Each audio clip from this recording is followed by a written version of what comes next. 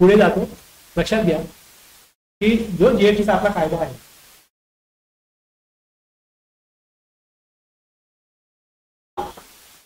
त्याच्यामध्ये प्रत्येक कायद्यामध्ये काही शब्द येतात. त्या शब्दाला विशिष्ट अर्थ असतो. तर तुम्ही जर का जीएसटी ऍक्ट म्हणाल तर जीएसटी ऍक्ट आणि दुसरा तुम्ही एक शब्द ऐकला असेल की जीएसटी लॉ.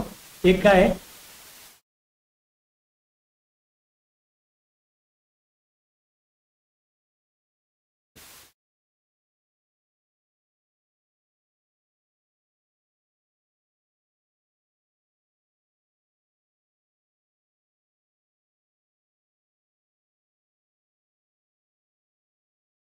हे दोन्ही एकच आहे का ह्याच्यामध्ये काय फरक आहे? म्हणजे जीएसटी लॉ आणि जीएसटी ऍक्ट या दोन वेगवेगळ्या संकल्पना आहेत. तर आपण इंटरचेंजेबली एक पर्यायवाचक म्हणून कधी जीएसटी लॉ म्हणतो कधी जीएसटी ऍक्ट म्हणतो असं आहे. तुम्हाला माहिती असू पण शकतं माहिती नसू पण शकतं पण तरी म्हणजे तुम्हाला खूपच माहिती कळण्याकरता मला तुमच्याकडनं रिप्लाय अपेक्षित आहे. राजेंद्र सर, गायत्री मॅडम, संदेश सर, निलेश सर, फक्त सांगा हे दोन्ही एकत्र आहे, सेम आहे और डिफरंट आहे? जीएसटी लॉ आणि जीएसटी ऍक्ट हे एकच असतात, सेम और डिफरंट? रिप्लाय करा.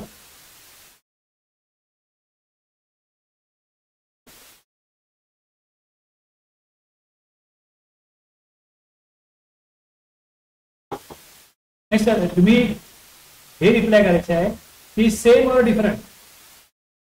जीएसटी लॉ आणि जीएसटी ऍक्ट हे सेम असतं, एकच आहे, काही वेगवेगळं आहे?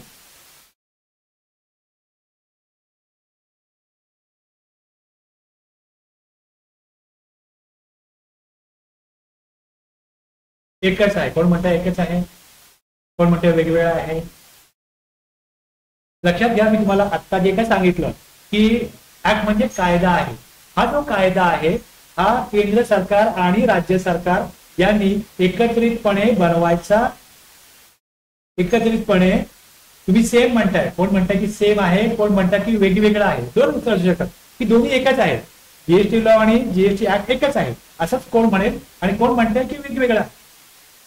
ओके, लक्षात घ्या. मी आता पुढे जातोय की जसा ऍक्ट जो आहे म्हणजे तो कायदा जो आहे हा पहिले त्याचं विधेयक हे राज्य सरकार आणि केंद्र सरकारने काय केलं, त्यांच्या म्हणजे केंद्र सरकारने संसदेमध्ये सादर केलं आणि राज्यांनी त्यांच्या विधिमंडळामध्ये सादर केलं आणि त्यानंतर त्याला मंजुरी मिळाली आणि ती मंजुरी मिळाल्यानंतर मग ते कायदे लागू झाले गेले. तर हे कायदे लागू झाले, यामध्ये ऍक्ट म्हणजे तो कायदा आहे. आता तो कायद्यामध्ये तरतुदी असतात. कायद्यामध्ये तुम्ही वाचाल तर इकडे तरतुदी असतात. या कायद्यामध्ये जीएसटी ऍक्ट काढला.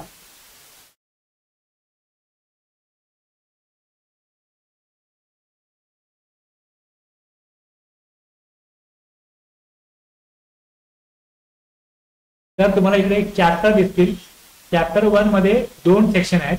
चॅप्टर 2 मध्ये 3 ते 6 सेक्शन आहेत. चॅप्टर 3 जो आहे जो लेवी म्हणजे कर आकारणी आणि त्याचं कलेक्शन ऑफ टॅक्स, याच्यामध्ये लेवी आणि कलेक्शन ऑफ टॅक्स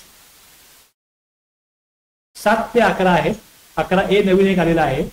त्यानंतर इकडे या बघा तुम्हाला चॅप्टर त्यामध्ये काय दिसतील, सेक्शन दिसतील.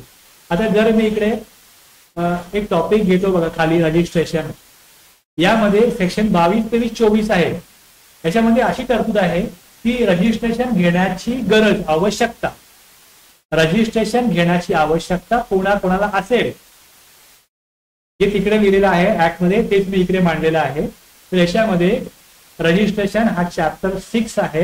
याच्यामध्ये तुम्हाला 22, 23, 24 हे 3 सेक्शन हे दर्शवतात की जीएसटी मध्ये जे रजिस्ट्रेशन नोंदणी आहे ती कोणाला घेणं गरजेचं आहे आणि कोणाला त्यातनं नॉट लेवल फॉर रजिस्ट्रेशन म्हणजे कोणाला त्यातनं काय केलेलं आहे, सवलत दिलेली आहे.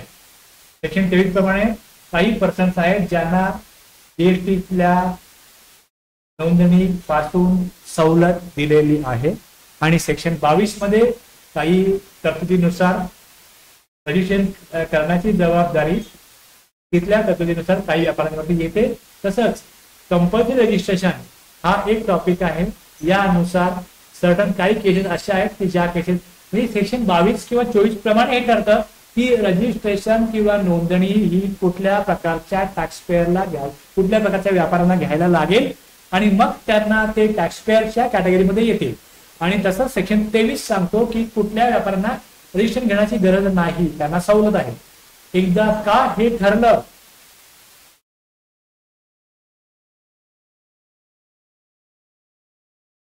जसं एक ठराविक वयामध्ये आलेल्या मुला मुलींचं आपण लग्न ठरवतो, तर त्याकरता बोलणी करतो. पण बोलणी केल्यानंतर त्यांचं लग्न ठरतं. मग ते लग्न कुठल्या हॉलला करायचं, कशा प्रकारे करायचं हे जे आपण करतो ना, त्याला म्हणतात प्रोसिजर.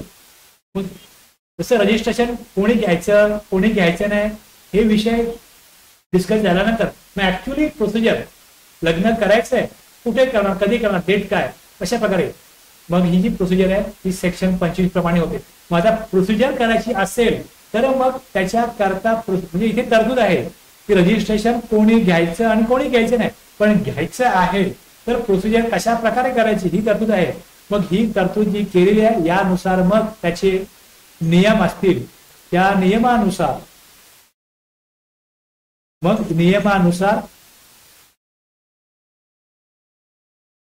परत नियमाचं वेगळी नियमावली असते. ही जी नियमावली आहे ही बनवण्याचा अधिकार हा सरकारला आहे.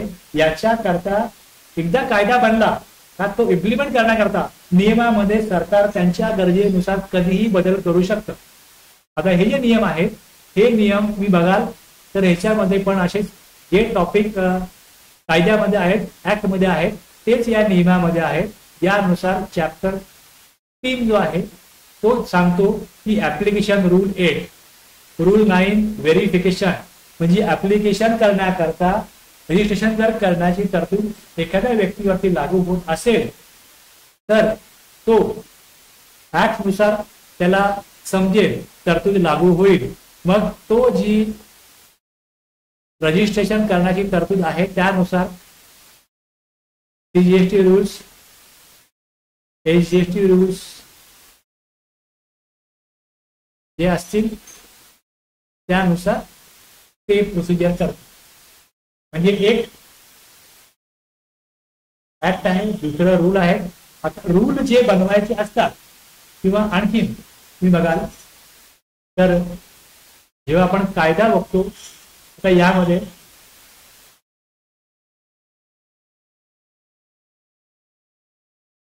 हे वेगवेगळे रूल आहेत की ऍप्लिकेशन करावं, मग व्हेरिफिकेशन डिपार्टमेंट करेल, जीएसटी विभाग डिपार्टमेंट काय करेल, जीएसटी विभाग ऍप्लिकेशन जे टॅक्सपेअर करेल, हे सगळं आपल्याला डिटेलमध्ये अभ्यासायचं आहे. सगळे सेक्शन, त्यातल्या तरतुदी आणि त्यातले नियम.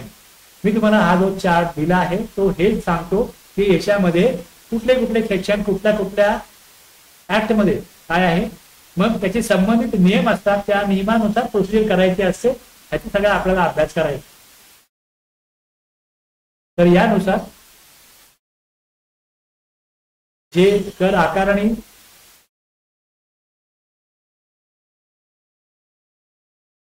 पुन्हा एकदा मी ऍक्ट काढू इच्छितो. मी ऍक्ट काढतो आहे. ऍक्ट काढला तर इकडे रजिस्ट्रेशन केल्यानंतर रजिस्ट्रेशन झाल्यानंतर काय करायचं असतं, हे लेव्ही आणि कलेक्शन आहे. ते काय दिलंय की सप्लायवरती टॅक्स लागेल. हे सगळं मी हा टॉपिक घेईन तेव्हा शिकवणार आहे. आता फक्त ओव्हरव्ह्यू घेतो म्हणून सांगतो. तुम्हाला फक्त एवढंच सांगायचं आहे, आजचा विषय एवढाच आहे आपला की जीएसटी लॉ आणि जीएसटी ऍक्ट एकच असतं का, याचं उत्तर देण्याकरता मी जे आता बोलतोय ते त्याकरता बोलतोय, हे लक्षात घ्या. तर इथे सप्लाय वरती हा टॅक्स लागेल आणि कुठल्या गुड्स वरती आणि त्याच्यावर किती टॅक्स लागेल, म्हणजे 5% जो रेट तुम्हाला माहिती आहे, 12%, 18, 28 आहे. तर त्याचं नोटिफिकेशन काढून म्हणजे जो टॅक्स आहे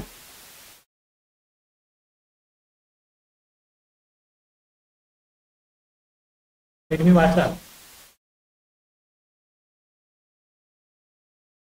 हे नोटिफिकेशन काढून सरकार काय करेल टोटल इथे तुम्हाला, पण तरी पण सांगतो यात फक्त एवढंच दिलंय.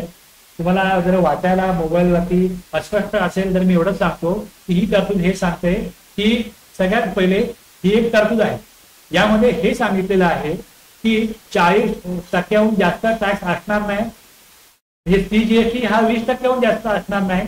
मग इथे हे दिलंय की 20% जास्त टॅक्स असणार नाही आणि टॅक्स किती असेल हे नोटिफाय करेल गव्हर्नमेंट. हे गव्हर्नमेंट नोटिफिकेशन काढून सांगेल. तर ह्या नोटिफिकेशन तुम्हाला जसं तुम्ही बघाल तर इकडे तुम्हाला जसं ऍक्ट आहे, रूल्स आहे, तसं पुढे मला नोटिफिकेशन दिसेल. या नोटिफिकेशन्स आहेत, या नोटिफिकेशन्स पण तुम्हाला सेंट्रल IGST आणि राज्यांच्या GST त्यांच्या पोर्टलला ते तुम्हाला स्टेटच्या काय नोटिफिकेशन असतील त्या दिसतील.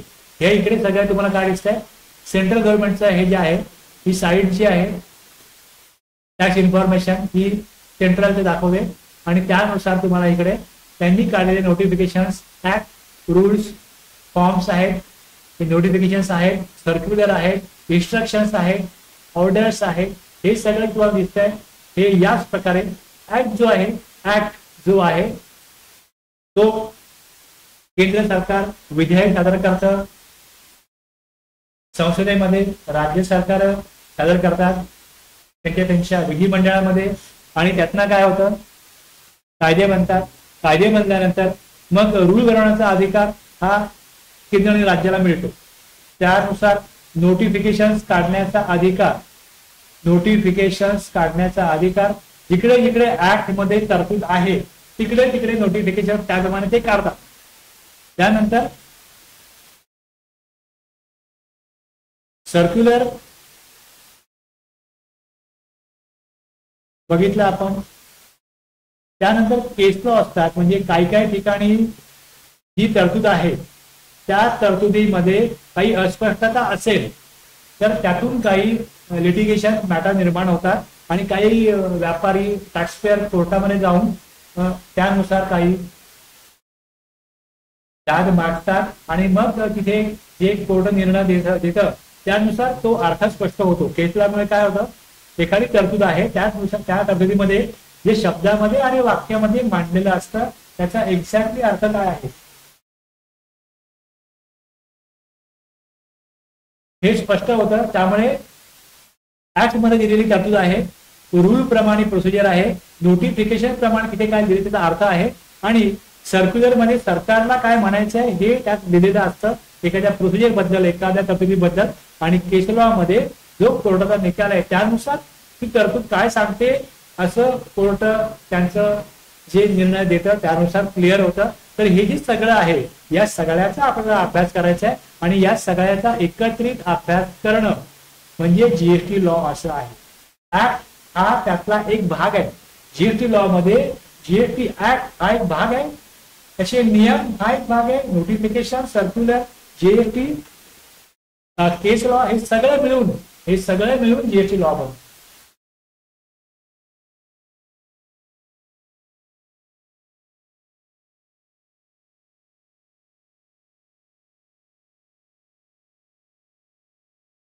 आता मी जे बोललो हे तुम्हाला स्पष्ट झालं आहे का? अगोदर मी प्रश्न विचारला होता की जीएसटी लॉ आणि जीएसटी ऍक्ट एकच आहे का? तुम्ही काय सांगाल? गायत्री मॅडम काय सांगाल?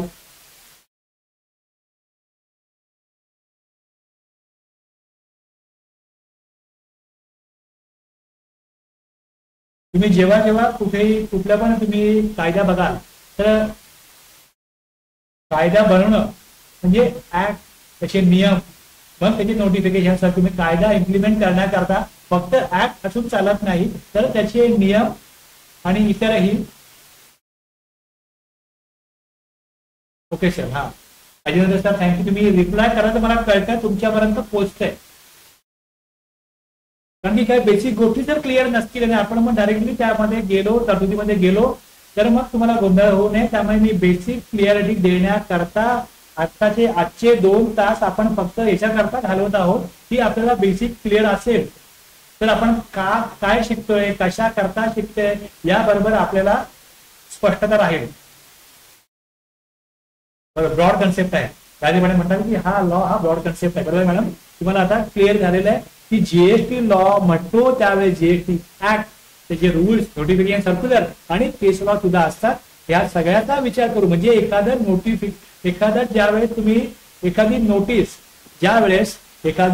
जेव्हा तुमच्या जीएसटी विभागात तर्फे पाठवली जाते, ती नोटीस तुम्ही वाचून बघा. त्यात तुम्हाला कायद्यामध्ये ऍक्ट मध्ये काय सेक्शन आहे आणि काय रूल आहे, त्याप्रमाणे तो जो टॅक्सपेयर आहे त्यांनी काय चूक केली आहे असं जीएसटी विभागाला वाटतं आहे, त्यानुसार त्याला किती रुपये टॅक्स त्यांनी चुकवला आहे किंवा तो देणं लागतो याविषयीचा उल्लेख तुम्हाला त्या नोटिसीमध्ये सापडेल, दिसेल तुम्हाला.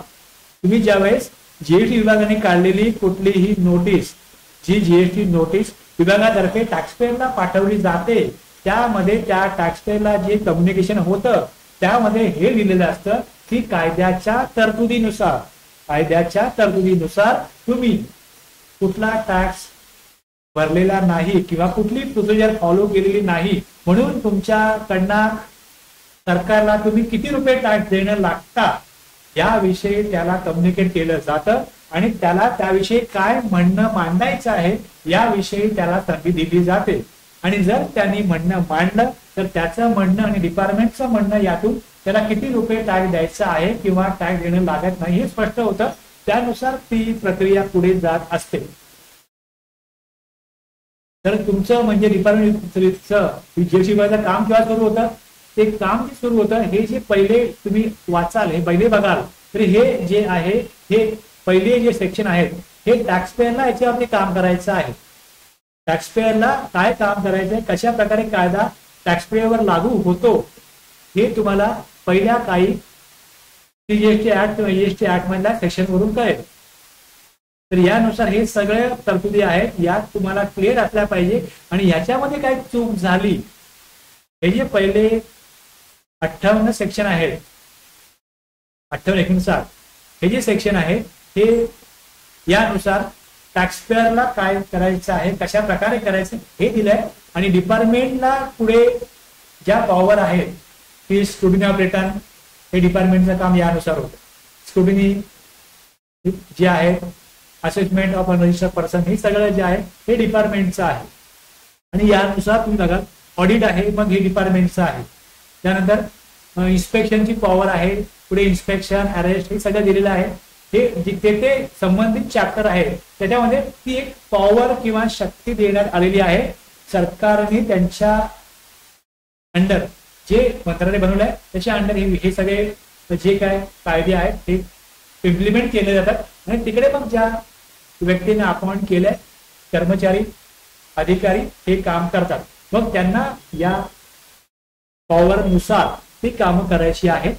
तुम्ही त्याचा भाग आहात. त्यानुसार लक्षात घ्या की हे सगळे सेक्शन ज्यावेळेस तुम्ही अभ्यासाल तेव्हा तुम्हाला कळेल की तुम्ही ज्या नोटिसेस काढल्या जातात त्यामध्ये त्या सेक्शनचा उल्लेख असतो, ज्या सेक्शन नुसार ती कार्यवाही होत आहे आणि कुठल्या तरतुदी टॅक्सपेयरनी न पाळल्यामुळे त्यांना ती नोटीस पाठवण्यात आलेली आहे. म्हणजे कुठल्या अधिकारात तुम्ही आम्हाला ही नोटीस पाठवताय तो अधिकार त्या नोटिसीमध्ये नमूद केलेला असतो. आणि टॅक्सपेयरनी कुठलं ऑब्लिगेशन फॉलो केलं नाही किंवा कुठलं त्यांनी प्रोसिजर चुकीच्या प्रकारे फॉलो केली आहे त्यानुसार त्याला त्या नोटिसीमध्ये माहिती दिलेली असते.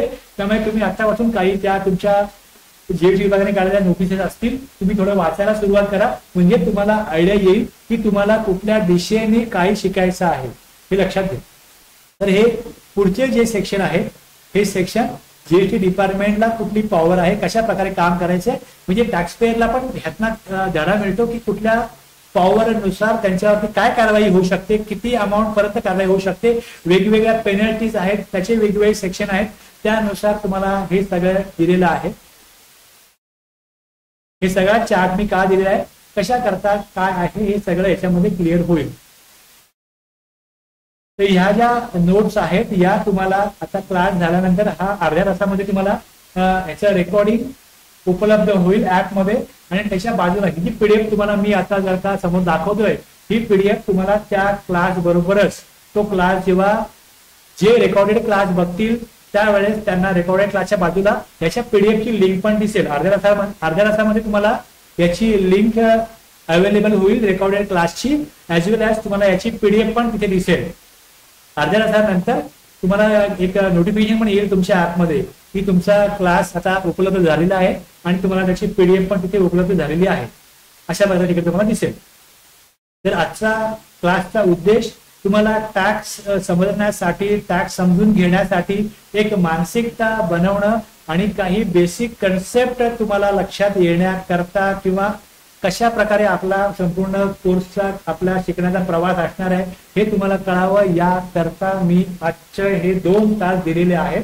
तुम्ही पण तुमचे 2 तास दिलेत हे सगळं समजण्याकरता, त्याबद्दल तुमचा मी आभारी आहे. Thank you very much. तुम्ही अशाच प्रकारे लाईव्ह जर आलात, लाईव्ह बघा रेकॉर्डेड क्लासेस बघणारे काही लोक असू शकतात, पण काही लोक लाईव्ह येणं माझ्यासाठी गरजेचं असतं. जर लाईव्ह क्लास तुम्ही अटेंड केला तर एक इंटरॅक्शन होतं की तुम्हाला किती कळतंय, काय कळतंय, तुम्हाला काय मी अजून बोलावं हे तुम्ही मला सजेशन द्याल, किंवा मी किती लेंथी बोलावं हे तुमच्या प्रश्नानुसार मी ठरवत असतो. संदेश sir, Gayatri madam, Rajendra sir, Nilesh sir, तुम्हाला आजचा क्लास कसा वाटला तुम्ही आपल्या व्हॉट्सअप क्लासमध्ये रिप्लाय करू शकता किंवा मला पर्सनली पण रिप्लाय करू शकता. तुम्ही ज्यावेळेस आपल्या व्हॉट्सअप ग्रुपमध्ये रिप्लाय कराल तर इतरांना पण त्यातनं कळेल की बाबा 4 लोकांनी क्लास अटेंड केलाय, 5 लोकांनी अटेंड केलाय, त्यांना काहीतरी फायदा झाला, म्हणजे आपण लाईव्ह केला पाहिजे, किंवा ऍटलीस्ट ज्यांना लाईव्ह जेव्हा यायला जमत नाही त्यांनी रेकॉर्डेड क्लासेस बघितले पाहिजे. याकरता तुम्ही जर का आपण एक इंटरॅक्शन करण्याकरता व्हॉट्सअप ग्रुप बनवलाय. माझं काही चुकत असेल, मला सुधारणा करायची गरज असेल तर तेही मी त्यातनं करीन. मी हुकुमशाही पद्धतीने वागणारा व्यक्ती नाही, त्यामुळे तुमच्याकडनं आलेले सूचनानुसार मी माझ्या बोलण्यामध्ये, माझ्या शिकवण्यामध्ये सुधारणा करत असतो आणि केलेल्या आहेत, आता पण यापुढे पण करेन. आणि कोणी परफेक्ट नसतो, त्यामुळे चुका होऊ शकतात. काही गोष्टी या तुम्हाला उपयोग व्हावा या तुमच्या कामामध्ये या गोष्टी मी डेव्हलप केल्यात, माझ्यामध्ये आणखीनही करीन आणि त्या प्रकारे तुम्हाला मी शिकवण्याचा प्रयत्न करीन. तर आता इथे आपण आजचं सेशन संपूया का? तुम्हाला काही विचारायचं आता तुम्ही विचारू शकता. Sandesh sir, Rajendra sir, Nilesh sir, Gayatri madam.